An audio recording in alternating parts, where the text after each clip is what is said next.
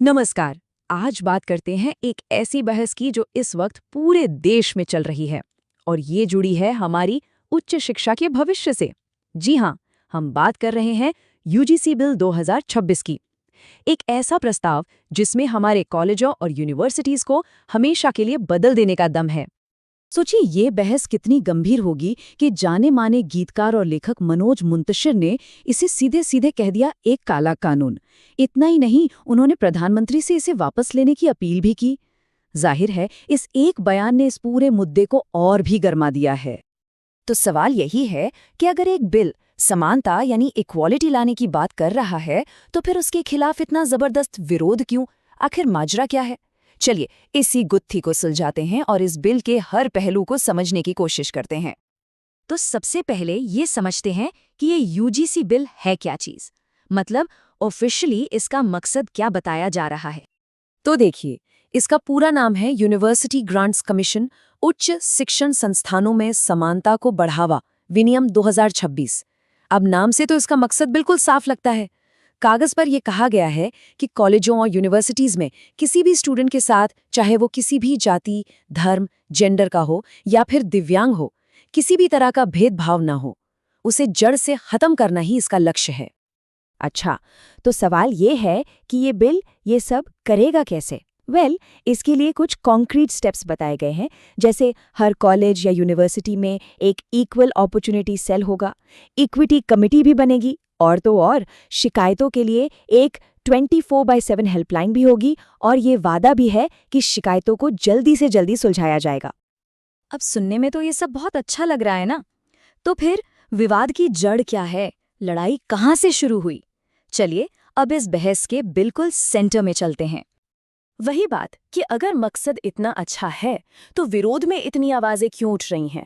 और बस यहीं से ये पूरा मामला एक बहुत ही दिलचस्प मोड़ ले लेता है।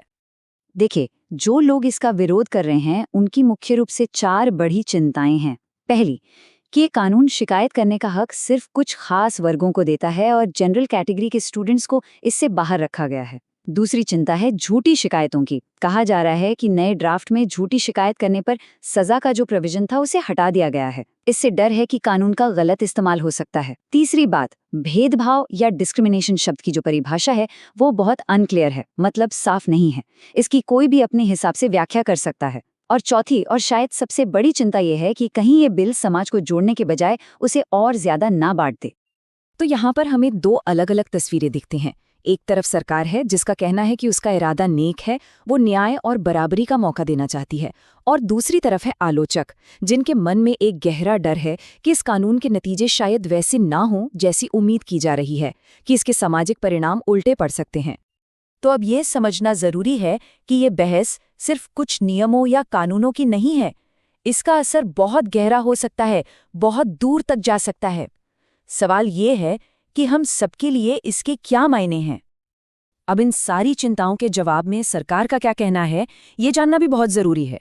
सरकार ने बिल्कुल साफ किया है कि इस कानून का सिर्फ और सिर्फ एक ही मकसद है, भेदभाव को रोकना और सबको बराबरी का मौका देना। और सरकार ने ये भरोसा भी दिलाया है कि इसका गलत इस्तेमाल रोकने के लिए वो सख्त कदम उठाएगी। इसे सिर्फ एक पॉलिटिकल या लीगल डिबेट की तरह नहीं देखा जा सकता। इसका सीधा असर हमारी एजुकेशन सिस्टम की आत्मा पर पड़ सकता है। सोचिए, ये बिल हमारे कॉलेजों और यूनिवर्सिटीज में स्टूडेंट्स के आपस में बातचीत करने, पढ़ने लिखने और एक साथ रहने के पूरे तरीके को ही बदल सकता है। और आखिर में हम सब एक बहुत बड़े सवाल के सामने आकर खड़े हो जाते हैं। एक तरफ न्याय है, दूसरी तरफ एकता। इन दोनों के बीच बैलेंस बनाने की ये कोशिश भारत को आखिर किस रास्ते पर लेकर जाएगी? ये वो सवाल है जिसका जवाब हम सबको मिलकर ढूंढना होगा।